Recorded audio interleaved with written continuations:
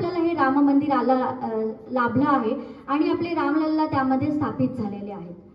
चला तर मग जाणून घेऊया अयोध्या राम मंदिराचा हा इतिहास एका सुंदर अशा नाटकातून, जे नाटक डॉक्टर सौ शेटे यांनी लिहिलेलं आहे. नाटकाचं नाव आहे कथा एक प्रतिज्ञा की. कथा एक प्रतिज्ञा की. सगळ्यात आधी जोरदार टाळ्यांनी स्वागत करूया छोट्या छोट्या कलाकारांचं.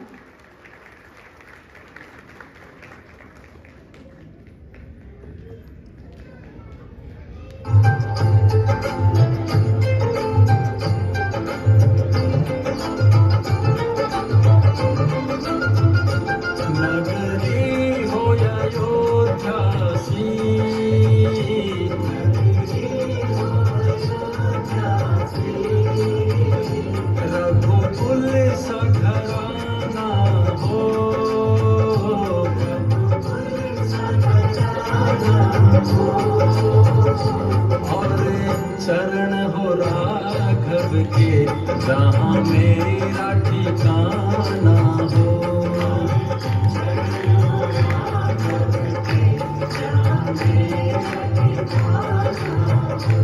और चरण हो राघव के जहाँ मेरा ठिकाना हो.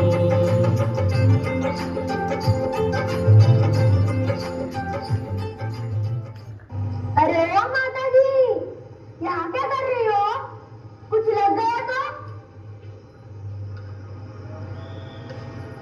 अरे सुना नहीं आपने? आपके वश खराब हो जाएगी. मुझे देखने दो, मेरा लल्ला आने वाला है. मेरे गोद में, मेरे आंखों के सामने इसका मंदिर बनने दो. कौन है ये स्त्री? उसका बेटा खो गया है सब. माता जी, आपका बेटा खो गया है क्या? नहीं नहीं, वैसे तो साकेत में मेरे ही साथ रहता है, मगर यहाँ मैं उसकी अच्छी देखभाल नहीं कर पाई. अब आप लोगों की वजह से मैं वापस अपने गोद में उसे खिला पाऊंगी, लाड प्यार कर पाऊंगी. हमारी वजह से? माता जी, आप कौन हो? मैं अयोध्या हूँ और मैं मेरे राम लल्ला का बेसब्री से इंतजार कर रही हूँ. अयोध्या? खुद अयोध्या माँ? उठो पुत्रो, वैसे आप सब मेरे ही पुत्र हो. आज आपकी वजह से ही तो वापस श्रृंगार कर पाई हूँ, नहीं तो मेरी हालत बहुत खराब थी. माते, क्या कह रही हो आप? कृपया विस्तार से बताइए. आओ, मैं आपको मेरी कथा सुनाती हूँ. कथा नहीं, सच्चा इतिहास है ये.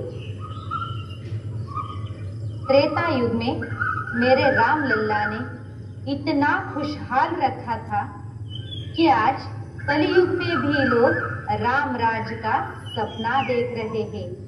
मेरे राम ने समय आने के बाद साकेत प्रयाण किया और श्री राम के बेटे कुश ने अपने पिता की स्मृति में यहाँ बड़े मंदिर की स्थापना की थी. श्री राम के बाद राम के 44 पीढ़ियों के राजाओं ने अयोध्या पर राज किया. बड़ी समृद्धि थी तब. धीरे धीरे काल के प्रभाव में सब नष्ट हुआ. फिर अचानक एक दिन राजा विक्रमादित्य नाम का महान राजा यहाँ से गुजर रहा था और अचानक उसने बड़ा काला घोड़ा लेकर एक काले तेजस्वी मनुष्य को शरयू नदी में प्रवेश करते देखा और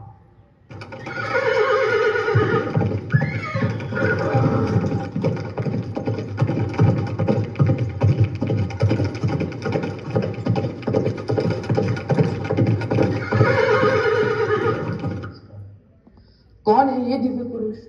ऐसे नदी में क्यों अचानक उतर गए और कहाँ चले गए?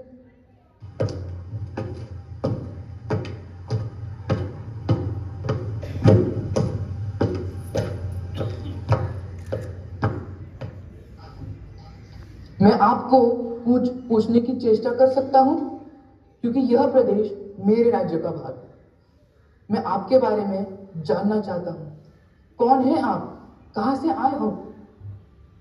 हे राजन, मैं प्रयागराज हूँ। सब लोग अपना पाप धोने के लिए मेरे यहाँ आते हैं, उनका पाप छोड़ के जाते हैं, इसलिए मैं काला हो जाता हूँ। इसलिए मैं आज के दिन यहाँ आके मेरे सारे पाप यहाँ धो देता हूँ और पुनः शुद्ध होके जाता हूँ। तो ये कौन सी नदी है जो आपको भी पवित्र करती है? यह शरयू है और यह अयोध्या। इसका मतलब यह श्री राम जन्मभूमि है। हाँ, तुम एक गौत्सव का जोड़ा यहाँ लेके आओ और यहाँ उसको घुमाओ। जिस जगह पे वो गाय दूध देना चालू कर देगी, वही राम जन्मभूमि। आपको शतशः प्रणाम, आपके बड़े उपकार हैं।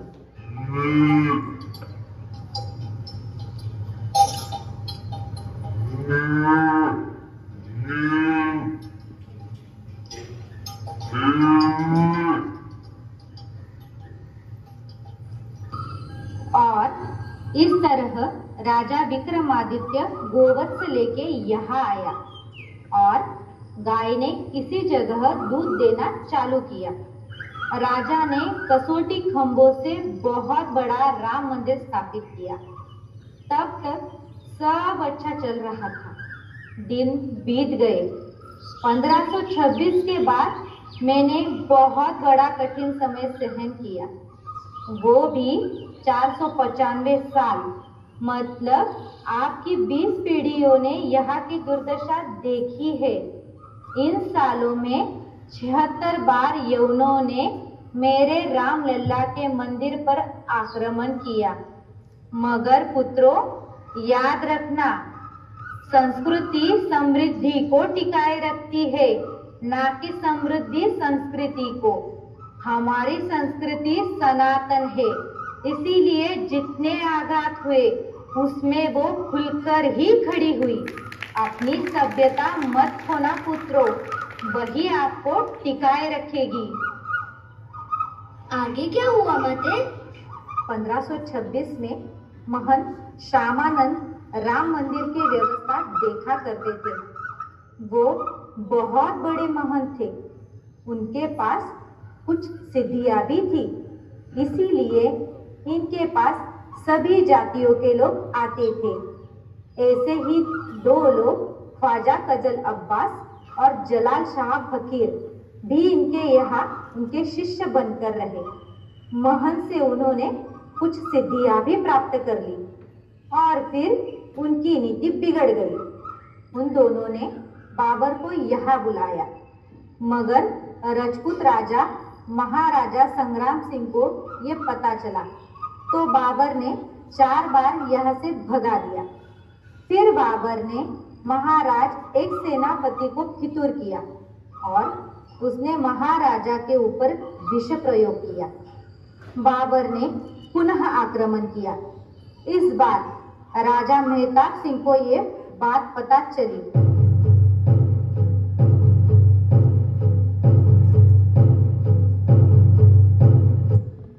महाराज, बाबर यवन ने राम मंदिर पर पुनः आक्रमण किया है। सैन्य तैयार करो, युद्ध पे जाएंगे। महाराज, आप तो बद्रीनाथ तीर्थ यात्रा पर जाने वाले थे। राजा के लिए युद्ध ही यात्रा है। चलिए, राम मंदिर रक्षा हमारा आद्य कर्तव्य है।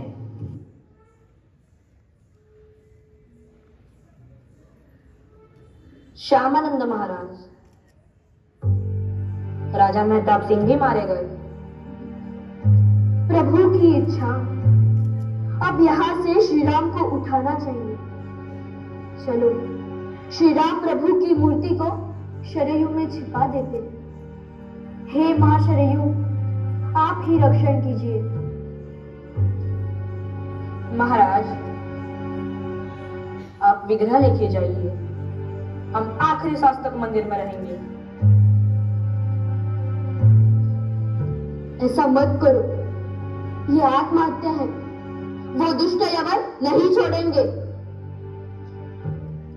श्री राम की सेवा है, उनके ही चरणों में सांस छोड़ देंगे। श्री राम आपकी रक्षा करें। श्यामानंद जी ने तो श्री राम की मूर्ति शरयू में विसर्जित और प्रयागराज जाके संन्यास धारण किया।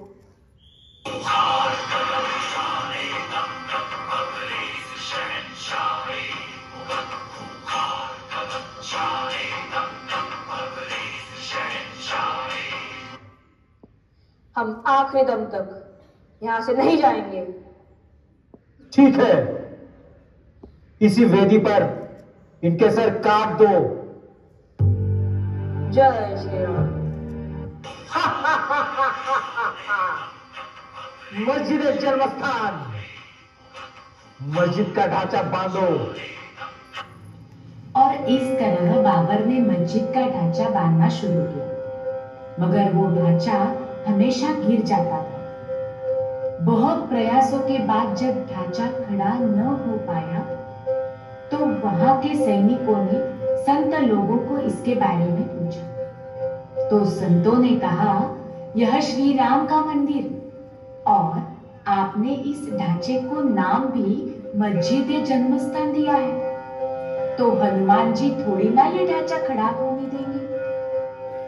उन्होंने एक उपाय बताया, वहां एक कमरा रामलला की पूजा के लिए वैष्णवों को दे दो और अपना नमाज शुक्रवार को अदा करना।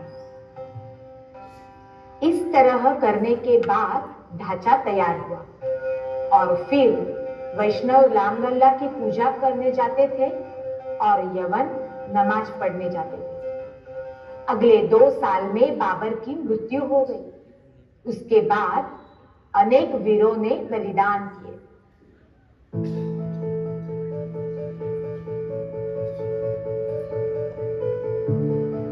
पालीवाल राजा हंसवर राजा रणविजय सिंह 10 दिन के लिए लड़े और मृत्यु को प्राप्त हुए, मगर उनकी रानी दुर्गा स्वरूपिनी रानी जय राजकुमारी भी वीरांगना थी। 3000 स्त्री सैनिकों के साथ उन्होंने छापामार युद्ध किया। उनके गुरु महेश्वर नंद जी उनसे इतने प्रभावित हुए कि उन्होंने अपने शिष्यों को भी आपसे जोड़ दिया। सब लोग वीरगति को प्राप्त हुए। तब 105 आजू बाजू गांवों के राजपूतों ने शपथ ली, जन्मभूमि उद्धार होए तादीन बड़ी बाग, छाता पगपन ही नहीं और ना बांधे ही पाग। जन्मभूमि होने तक सर पर छाता, पैरों में जूते और पगड़ी नहीं पहनेंगे। सब देश खोल रहा था, क्या महाराष्ट्र पीछे रहेगा?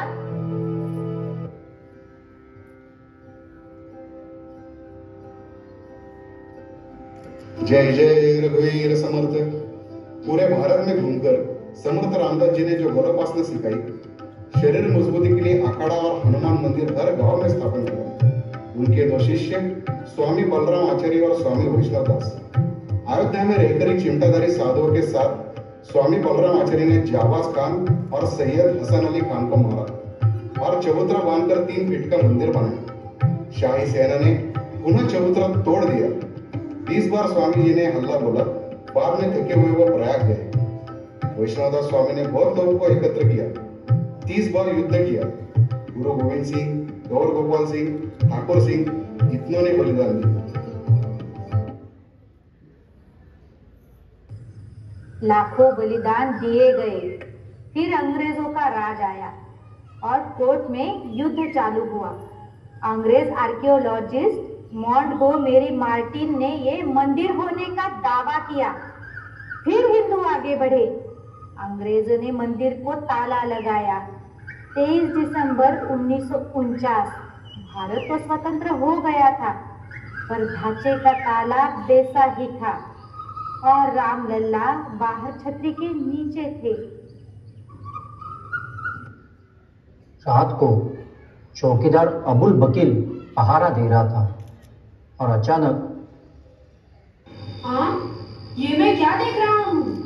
ये आकाश से चांदनी ढांचे के अंदर कैसे जा रही है? कौन है वो? सुबह होते ही चौकीदार कलेक्टर के पास गया। कलेक्टर साहब, गजब हो गया, गजब हो गया कलेक्टर साहब। अरे क्या हुआ, वो तो बताओ, कब से यही बोले जा रहे हो? कल रात मैंने एक चमकता तारा आकाश से सीधे ढांचे में जाते देखा, और जैसे वो नीचे आया तो वो सुंदर घुंघराले बालों वाला बालक था। आहा, क्या रूप था मान, मैं तो होश ही खो बैठा। और जब कुछ समझा तब तो ढांचे का ताला टूट गिरा था और राम लल्ला अंदर विराजमान थे। यह खबर देश भर फैल गई और लोग दर्शन लेने आने लगे।